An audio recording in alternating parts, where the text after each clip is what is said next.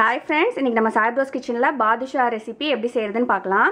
அதுக்கு வந்து நான் 2 cups all purpose flour மைதா மாவு நான் எடுத்துர்க்கேன். ஃபர்ஸ்ட் 2 கப் மைதா மாவு போட்டாச்சு. அதுக்கு அப்புறம் ஒரு 1/4 டீஸ்பூன் பேக்கிங் பவுடர், அதுக்கு அப்புறம் ஒரு 1.5 டேபிள்ஸ்பூன் curd தயிர்,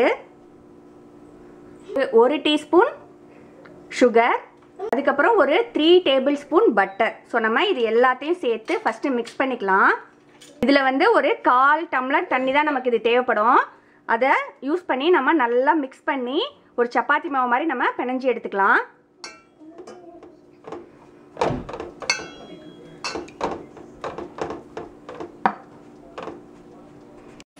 பாருங்க மாவு ரெடி ஆயிடுச்சு. இத வந்து ஒரு 10 minutes ஊற வச்சிரலாம். சோ நான் இப்படி மூடி வச்சறேன். 10 minutes கழிச்சு நம்ம எப்படி செய்யறதுங்கறத பார்க்கலாம். இப்போ நம்ம sugar syrup ரெடி பண்ணிக்கலாம்.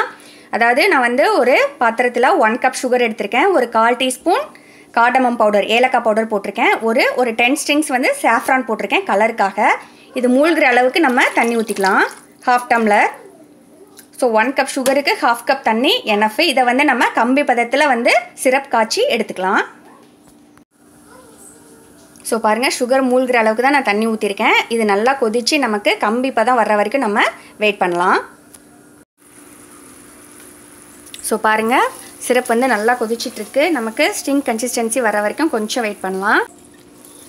சோ பாருங்க நான் ஒரு கப்ல வாட்டர் எடுத்துர்க்கேன்.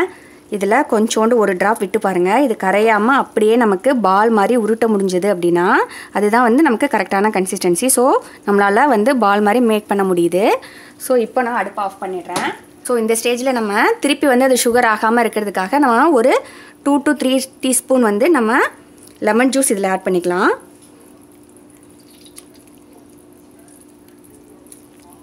சோ அது வந்து கெட்டி ஆகாது.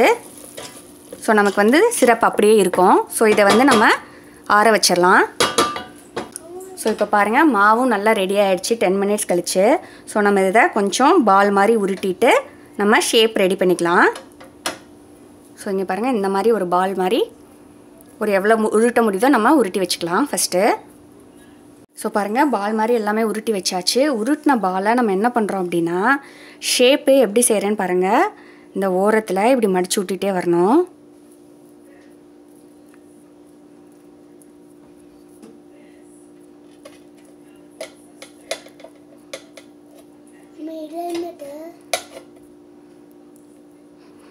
இந்த ஓரத்துல உள்ள மாவை இப்படி இழுத்து இழுத்து அது மேல ஃபோல்ட் பண்ணிட்டே வரணும். அது ஒரு ஷேப்பா வந்துரும்.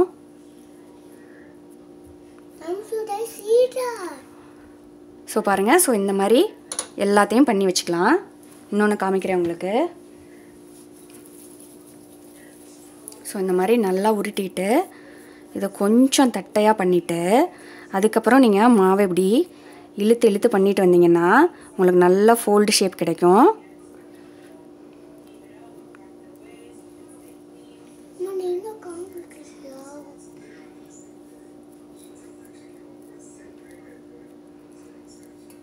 நீங்க எந்த ஷேப்ல வேணாலும் போடலாம்.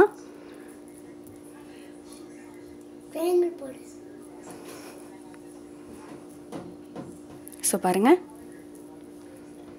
இந்த மாதிரி எல்லாத்தையுமே ஃபோல்ட் பண்ணி வச்சிட்டு நம்ம எண்ணெயில பொரிச்சு எடுத்துக்கலாம். உங்களுக்கு கையில மாவு ஒட்டுச்சு அப்படினா எண்ணெயோ நெய்யோ தொட்டுக்கோங்க. தொட்டுட்டு இந்த மாதிரி கொஞ்சம் ஸ்ப்ரெட் பண்ணிட்டு அதுக்கு அப்புறம் மாவை அந்த ஓரத்துல உள்ள மாவை மட்டும் இழுத்து இந்த மாதிரி நம்ம ஷேப் பண்ணிக்கலாம். சோ இந்த மாதிரி நான் ஸ்ப்ரெட் பண்ணி வச்சிருக்கேன். இதுக்கு அப்புறம் நம்ம ஆயில காய வச்சுக்கலாம். சோ எண்ணெய் நல்லா காஞ்சதுக்கு அப்புறம் நம்ம அந்த மாவை பொரிச்சு எடுத்துக்கலாம்.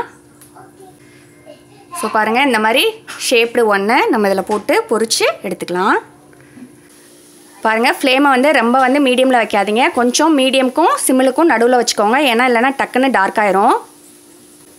சோ பாருங்க ஃபர்ஸ்ட் பக்கம் வெந்ததுக்கு அப்புறம் நம்ம திருப்பி போட்டு வேக வச்சு எடுத்துக்கலாம்.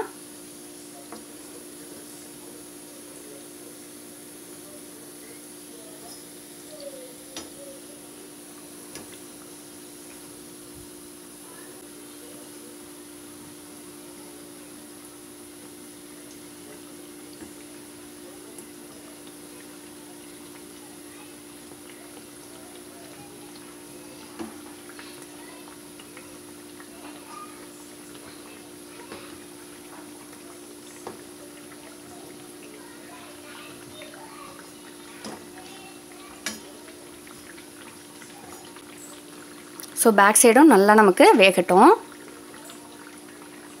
ஃப்ளேம் வந்து ரொம்ப கம்மியாக தான் வச்சுருக்கேன். ஸோ அப்போ தான் ஈவனாக வேகும். வெந்ததை ஒன்று ஒன்றா எடுத்து நம்ம சுகர் சிரப்பில் போட்டுக்கலாம்.